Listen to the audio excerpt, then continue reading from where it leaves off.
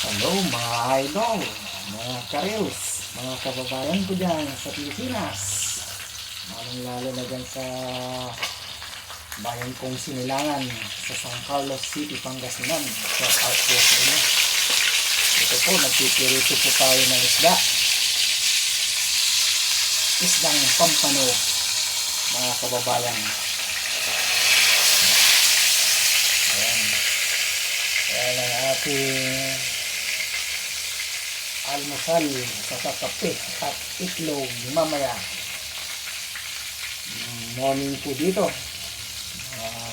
o'clock ng umaga ng Tuesday. At nagluluto po tayo ng almusal dahil may pasok si Mrs. Shout out po dyan kay Kuya Bibot sa San Carlos City, Pangasinan at Barangay Ulusan. Ingat po kayo lagi dyan po, Kuya. Diyan kay Jojo, diyan po sa Malabon na mag-asawang sa Arlene. Ingat po kayo.